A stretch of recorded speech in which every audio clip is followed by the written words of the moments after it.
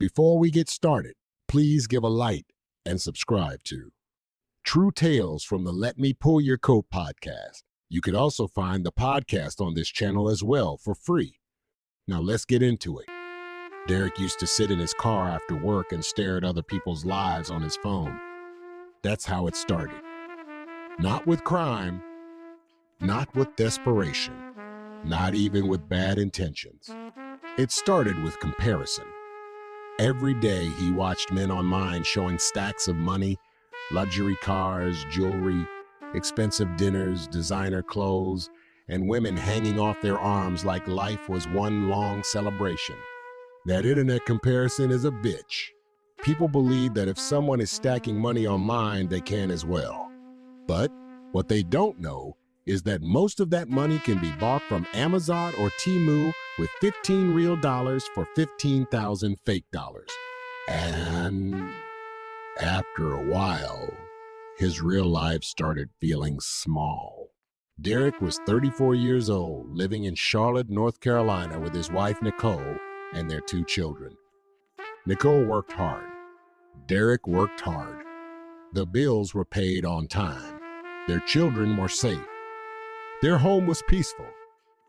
They were not rich, but they were stable. That word irritated Derrick more and more every year.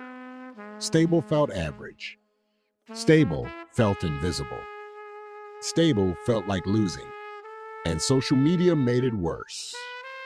Because every time he opened his phone, somebody else looked like they were winning bigger, living louder, moving faster, and getting richer.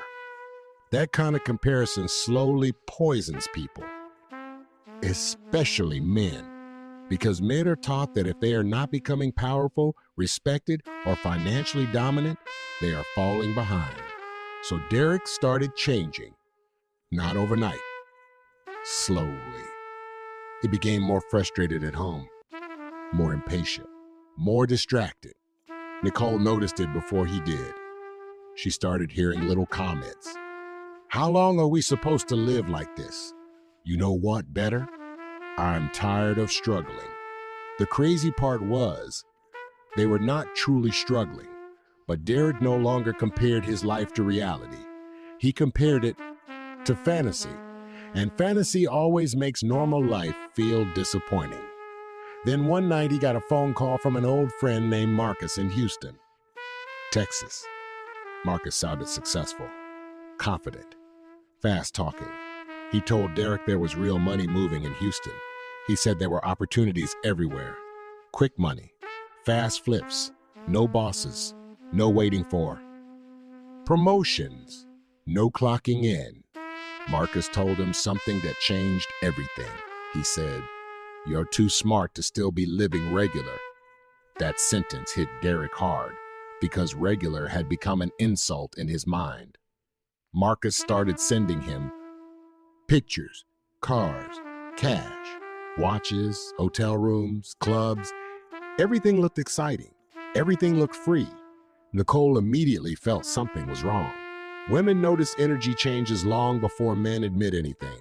She asked Derrick questions. Who was Marcus working with? What exactly was he doing? Why did everything sound vague? Derrick got defensive instantly, because deep down, he already knew the answers were bad. But once people become emotionally attached to an idea, they stop evaluating risk honestly. All they see is escape. Nicole begged him not to go. She reminded him about the children, the house, the stability they built together. But Derrick stopped hearing stability as something valuable. Now, stability sounded like weakness. He told Nicole she lacked vision. He told her she was afraid to take risks. Then he left. At first, everything looked exactly how Marcus promised. The money came fast, too fast. Derrick started dressing differently almost immediately. He bought expensive clothes, jewelry, and started posting pictures online trying to look successful. And that's another thing fast money does to people. It makes them perform success before they actually build it. Every phone call home sounded confident. Derrick told Nicole, just wait. everything about to change for us, but he never explained where the money came from. Because people hiding bad decisions always keep the details blurry. Nicole could feel him changing, not just financially, emotionally. His patience disappeared, his warmth disappeared, his loyalty started disappearing too, because fast environments create fast temptations, and Houston was full of distractions: women, clubs, gambling, ego, competition. Marcus and the people around him moved like they had no fear of consequences. And after enough time around people like that, you start believing consequences are for other people, not you. That illusion never lasts. One night, Derrick was inside a house with several other men while money was being counted. Nobody even remembers exactly how the argument started.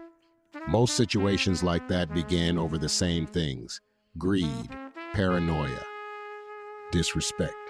Somebody accused somebody of stealing. Voices got louder. Weapons appeared. Everybody suddenly remembered they did not truly trust each other. Because loyalty built around money is not loyalty at all. It is temporary business. Before the night ended, police surrounded the house. And the same men calling each other family an hour earlier started running in different directions trying to save themselves. Derrick got caught. And the moment he got arrested, his entire fake world disappeared instantly. Marcus disappeared. The women disappeared. The money disappeared. The phone stopped ringing. Nobody put money on his books. Nobody answered his calls. Nobody cared. That is the part street fantasies never show people. Nobody talks about how fast you become invisible once the money stops flowing. Nicole found out from another woman. Not Derrick. Another woman called her crying and trying to explain pieces of what had happened. That was the moment Nicole realized the man she married had been living a completely different life. Not just financially, morally, emotionally. Everything collapsed at once. The marriage, the trust, the image, the fantasy. Meanwhile, Derrick sat in a county jail replaying every decision that brought him there. And jail has a way of forcing people to sit still with reality. No distractions, no fake friends, no luxury, no performance, just truth.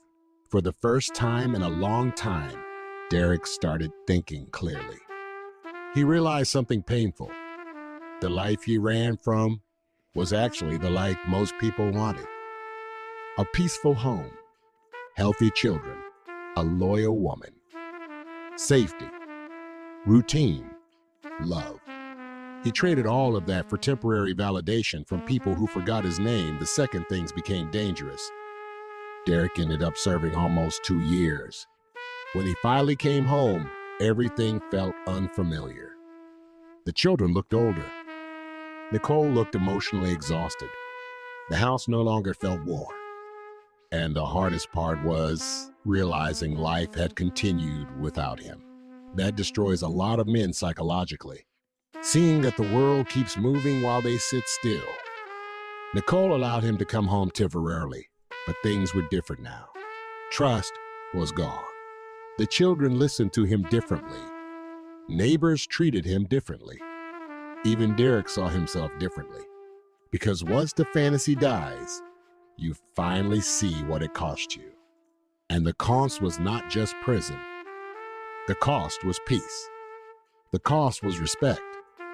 The cost was the version of himself that once appreciated normal life. Now let me ask you something. Where are you listening from?